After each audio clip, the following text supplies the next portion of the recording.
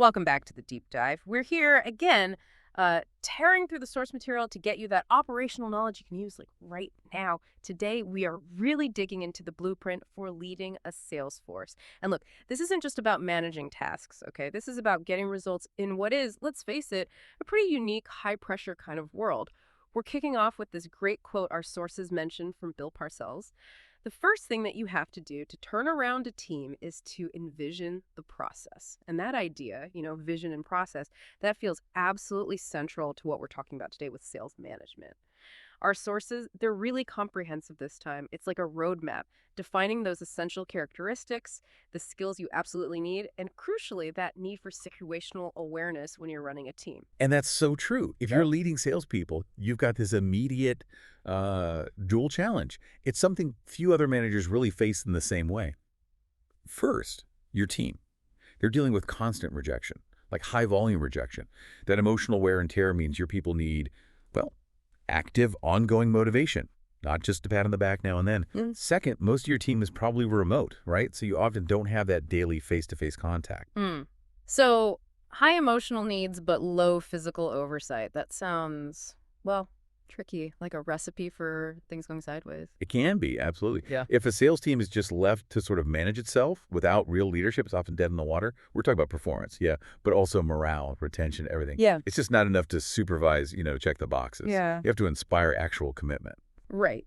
So our mission today, then, is to kind of shortcut that understanding. We want to move past just the best practices of management and really focus on what turns a manager into an effective sales leader, someone who can blend their own personal characteristics with the right style for the right person at the right time.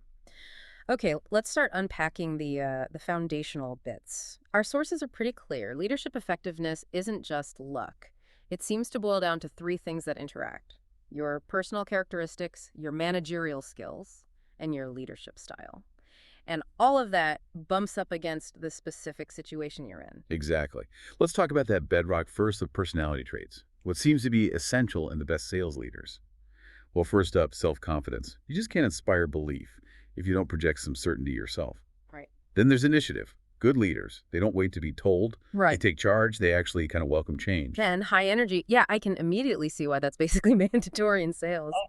Oh, it's totally contagious. Managing people, especially remote ones, it just demands huge amounts of energy, relational, organizational, all of it. If the manager sounds like they're dialing it in, the team will too. Simple as that. And finally, maturity. And this isn't about age. It's about focusing on the organization's well-being, the team's growth, not your own ego. Development over dominance, you could say. That makes a lot of sense. Those are the sort of internal drivers, but sales management is still a job, right? It needs actual skills you develop. So what are the key managerial skills we absolutely need, regardless of personality? The blueprint we look at really highlights four big ones. First, you got to be a good problem solver. That means digging down to root causes, figuring out rational solutions, and then, executing them clearly. Second, interpersonal skills. This is huge, building good, solid business relationships. You have to know each rep as an individual, what makes them tick, what's going on at home. You can't just motivate with a generic policy. Yeah, that links right back to the emotional demands you mentioned. If I know my reps dealing with something personal, my approach to their missed target has to be different. Precisely. The third skill is broad-ranging communication. The info you send out, goals, training, updates, it needs to be accurate, crystal clear, and timely. No ambiguity. And lastly, persuasion. Look, the best sales leaders, they rarely lean on just raw power or threats. They motivate because people admire and respect them. If your reps only hit targets because they're scared of you, they're gone the minute a better offer comes along. Okay, so if we assume we've got the right traits, we've developed the skills, that brings us to the how. The leadership style. The sources really set up this contrast, transactional versus transformational. I like the simple way they put it. Transactional is about doing things right, making sure the daily stuff works. Transformational, that's about doing the right thing, setting the overall direction. Transactional is like the essential plumbing. It's largely supervision, right? It's reactive, focused on the day-to-day, the control aspects. It really centers on that exchange. You do this, I give you that. That sounds almost basic, just checking boxes. Yeah. How does transactional leadership avoid feeling, I don't know, patronizing to experienced pros? That's a really good point. It avoids that, ideally, because it's heavily task-oriented and focused on clarity. It's often mostly one-way communication. Clarifying the rules, setting up tracking, explaining commissions, giving that immediate feedback, great sale, or hey, you were late. Hmm. It ensures everyone understands the policies, the metrics. It's the necessary infrastructure. Gotcha. So it's the framework you operate in. Okay, now transformational leadership. This sounds like where the real leading happens, the proactive, maybe charismatic style, designed to actually shift beliefs and attitudes so the team performs above and beyond just meeting quota. This has to be key for dealing with that constant rejection factor we talked about. It absolutely is. Transformational leaders are looking ahead. They use real two-way communication, and their approach kind of breaks down into 4 key behaviors. First, they articulate a vision. They take the big, often vague company mission and translate it, make it compelling, make it usable for the team on the ground. They give that rep a reason to pick up the phone for the 11th time after 10 rejections. Okay, second behavior, collaboration. Fostering group goals. Yeah, especially with team selling becoming more common. You've got to persuade your top guns to help the overall effort, right? Convince that veteran who could hit their number easily to mentor the new person. And that takes serious influence, yeah. Third, the leader has to provide a role model. Lead by example, walk the talk. If you demand professionalism, you better demonstrate proper selling technique on a ride-along. If you expect reps to listen to customers, you need to listen to your reps. Makes sense. And the final one, which sounds really relational, individualized support. This is the bedrock of loyalty, really. It means genuinely caring, respecting your subordinates. The sources really emphasize knowing their background, family, hobbies. Because selling is emotionally taxing. When a problem pops up, personal or professional, that support is what keeps them engaged, keeps them loyal. So here's the synthesis part, the key takeaway. You can't just be one or the other. All transformational, chaos. All transactional, demotivating. Real effectiveness demands situational leadership. Yeah. You have to tailor that mix, how much structure, how much inspiration to the specific person and their specific situation. Okay, let's walk through some scenarios. This is where it gets practical, like a playbook. What about a newly hired, inexperienced rep? What's the leadership cocktail there? Okay, for them, heavy transactional focus at the start. They need tons of that one-way communication, rules, procedures, expectations laid out clearly. They need constant verbal feedback, praise, and constructive critique so they learn fast. Right, but if that's all they get, they'll just crash and burn from the stress, surely. Exactly. So you immediately layer in the transformational stuff. The manager has to be a role model, showing them exactly how it's done, and provide really intense individualized support to help them handle the stress and the steep learning curve. Think. High structure, high support. Okay, flip side. The burned out veteran rep, performance is down, they know the rules, they know the products inside out. If you hit them with heavy transactional stuff, telling them how to file reports, they'll just get defensive, won't they? Totally. You'd sound condescending. So with them, it's minimal transactional oversight on the basics. Trust them on that. The whole focus shifts to transformational. They desperately need that high-level individualized support to figure out why they're burned out.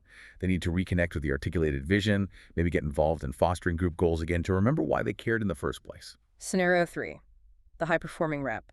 Loves autonomy, works alone, maybe not in a team setup. This sounds like the dream situation. It's the interesting outlier. Sometimes the best leadership here is, well, the absence of intense leadership. If they're smashing their quota, they're self-sufficient.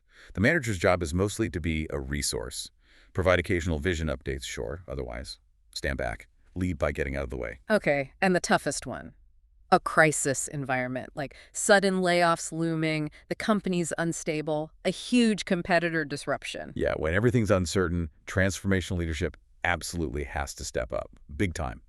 You need a relentless focus on articulating a vision, making sense of the chaos, painting an achievable short-term picture, giving people something to hold on to.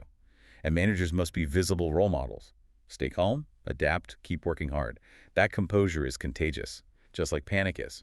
Okay, so given that sales teams are often spread out, leaders need more than just face-to-face meetings to apply this situational stuff. Let's talk practical tools for managing that remote force. Personal contact, riding along, visiting, that's still the gold standard, isn't it? It is, but it's resource intensive, obviously. It involves managers getting out there doing ride-alongs, but crucially, not taking over the call. The rep has to lead. The manager's there to observe, train, evaluate. They usually have a checklist. Were they prepared? Did they get the customer's needs? How was their closing technique? And then there's the less glamorous side, the paperwork. Sales reports. Our sources called these the silent enforcer, huh? It's true. They enforce policy without needing a direct confrontation. Tracking calls, orders, activity levels, just requiring a detailed call plan forces reps to structure their week. And beyond paper, obviously, technology is now a massive leadership lever. We saw that IBM case study giving reps sophisticated tools like instant access to customer histories, rapid quoting. It resulted in something like a 30% jump in revenue per rep. Tech isn't just support, it's leadership infrastructure now. Right.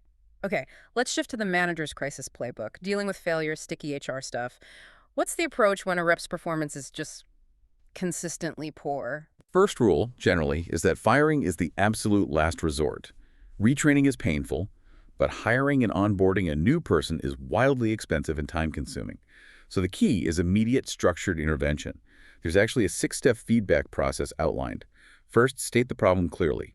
Then, crucially, get the salesperson's agreement that the problem actually exists. Then you listen to their side. Consider circumstances that's the individualized support again. Then, together, you design an action plan. And finally, get agreement on that plan. That focus on mutual agreement at multiple steps, yeah, that seems vital to avoid just putting them on the defensive right away. Now, what about those ethical nightmares, like third-party sexual harassment where it's a client, not a coworker, doing the harassing? Oh, that's a terrible situation. Like that Majestic Plastics example in the source material, where a key customer, the actual decision maker, was harassing the rep. The manager's duty is clear. Immediate action. That might mean reassigning the reps so they never have contact again. Or, if the customer won't stop, the company has to be ready to walk away from the account. Period. Liability and ethics have to trump revenue there. Wow, okay. And finally, that tricky case of the moonlighting veteran the cap for equipment rep. Great performer historically, but sales tanked 30% because he secretly started a side construction business. Yeah, that specific example brings up 2 points. First, it shows how just focusing on results without looking at activity reports can hide problems until they're huge. Second, the manager has to confront the rep directly, face-to-face and immediately. But the confrontation isn't really about the side hustle itself, it's about the performance. The message has to be, fix the sales performance, bring it back up, or face termination. Force the choice. So, bringing this all home, what we've really deep dived into today shows that effective sales leadership isn't one thing. It's this constant balancing act, this blend of the supervisory transactional side and the inspirational transformational side. Exactly. And getting that blend right, tailoring it to the situation, that's what leads to better performance, yeah, but also higher morale. And importantly, what the sources call citizenship behaviors. Those voluntary things that make a team actually work well together, like a top performer taking time to help a new rep nail their pitch, or the whole team just consistently showing up prepared without constant nagging. Okay, and to leave everyone with something to chew on, a final provocative thought maybe. Remember the difference between two ideas that sound similar?